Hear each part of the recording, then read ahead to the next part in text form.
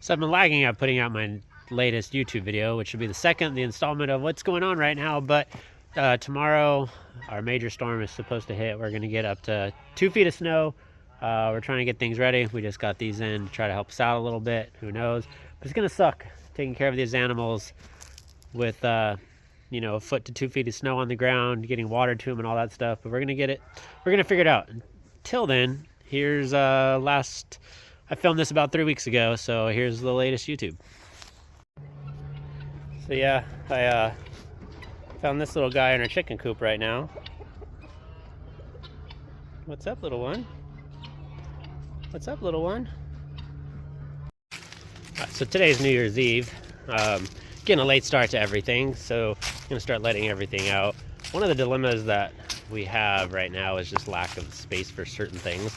Like, we have plenty of space on the property, but we don't have a lot of space for like specific things, if that makes sense. And I'll go a little bit more into that in a moment.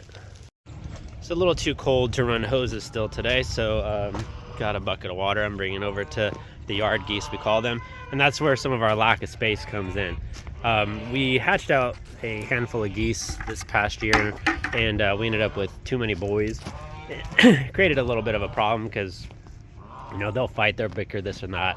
And then we had another rescue goose that wasn't really integrating well with the flock, so we found it another home with a lady. Hold on a second, I gotta let these geese out. Hold on, guys, hold on. The latch is stuck. Here we go. Oh. So that's Al, Greta, and Gracie. So Al, Greta, and Gracie. Anyways, the lady that had Gracie had another goose that ended up dying of cancer, and Gracie was really lonely, so she was looking for a companion, and we said, hey, you know, we've got Al and Greta here, and she took them. Can't really hear me right now. I'll get back more into it. Hey guys. So yeah, so as I was saying, you know, we had too many boys, and we also had Greta, who was not really integrating well with the flock. She was kind of being mean to some of the ducks and just wasn't really fitting in too well. So when this lady was posting about needing a companion for her goose that just lost her mate, you know, we reached out to her and said, hey, you know, we have Al and Greta, we can give you both of them. Still kind of put us in a predicament of having too many boys, which we figured out down the road anyways. So we ended up giving her those 2 geese, and they integrated just fine. They had a wonderful time. She was always sending us pictures of them, and you know, really enjoying them all together. They had a great dynamic. Unfortunately, she's terminally ill, and after about 4 or 5 months, she got to the point to where she just couldn't take care of really any of her animals, so she had to get rid of all of her birds. And she called us and said, hey, if anyone was going to take my Gracie and I want you to have your geese back, it would be you guys, so can you take all 3 of them? And we said, absolutely. But we don't really have a place for them, so now they're living in our yard that was designated for the dogs. Now, our big dogs run the property when we're outside and stuff like that, but when I'm not around, or if Amanda doesn't want to come out and let them run, they'll go to that yard. It's a safe, secure place that gives them an ample, you know, room to move around. They don't get to run acres, but it's bigger than pretty much any yard you're going to see in Southern California or anywhere like in the city or anything like that now. So, but yeah, so now we've got all of them, and we don't really want them in that yard anymore. But it's wintertime, we can't really figure anything out. But the biggest problem that we have is we do have space for them. However, these little bastards right here, those little bastards will eat up their food if we put them where we think we're going to put them.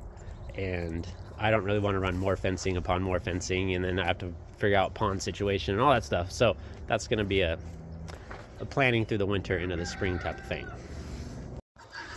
So then yesterday I come home to a situation where we have 2 different like separations for certain geese and certain ducks to keep males apart and stuff like that. And I come home from work and I do one final feeding for the water birds, and then with the weather the way it is now, we have to refresh water all the time because it's freezing and we can't put a lot out at the same time. So I go to feed them, and our crested duck Popcorn, she's not walking. She's just basically like laying there scooting around like something's wrong with her. So I immediately snatch her up.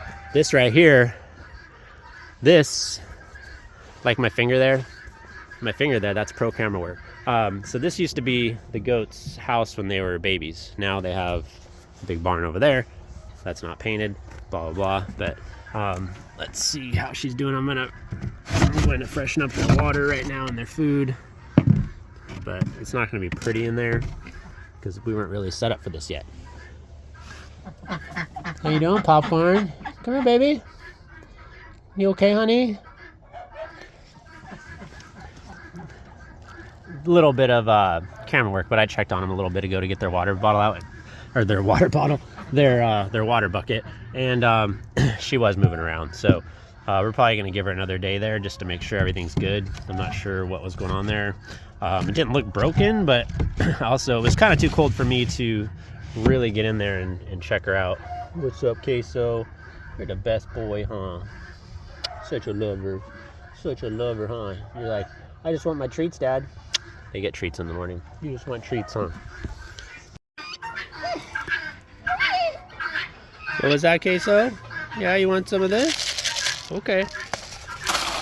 There you go. Yeah, so we give them sweet feed. We have to kind of bribe the goats every time we do anything because they just get into freaking everything. I love the goats, but if you don't have goats, just know they're mischievous. Here's our coop right now. Yeah. All of our chickens and our guineas live in the coop. So I'm gonna let them out now too. Chickens are coming out, they're getting their water. As you can see, we have a little bar right there in the door. That little bar is really inconvenient for the chickens, but it's a necessity with the goats because the goats, like I said, get into everything. They will go inside the coop. Right now, it's not ideal. I know we're gonna get backlash. We have the chicken food in the chicken coop. It's not the best thing to do. It really isn't, but it's something that we have to do out of necessity until I could build something more robust to keep the goats out of there. It's kind of a budget situation. I already have the plan in my head, but it's going to take a little time and a little bit of money to do that. And someone once said, I'm all about time and money. That's all I care about. But the reality is, it kind of dictates a lot of what you do. That would be frozen water, and last night I didn't have time to break up all the ice because I was trying to deal with Popcorn and her injury, trying to get her safe before it got dark. Now I have to break all this up, refill the water. I'm going to let them out.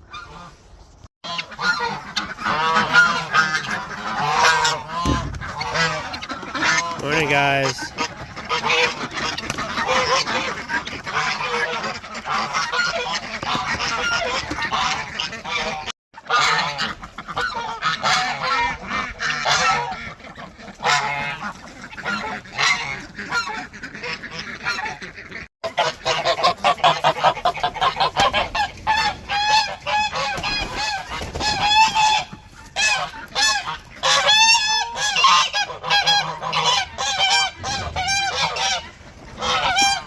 So that's generally where Popcorn and Toffee sleep.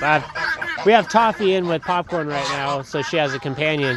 And then this chicken right there, she thinks she's a water bird. She won't sleep with the chicken. She sleeps in there. Long story, but yeah, that's what that is. Wow, you're way up there trying to lay an egg right now? Yeah.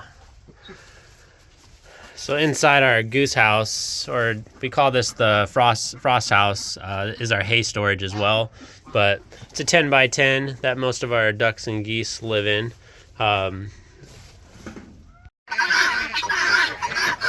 So peaceful. You guys are so peaceful. Yeah.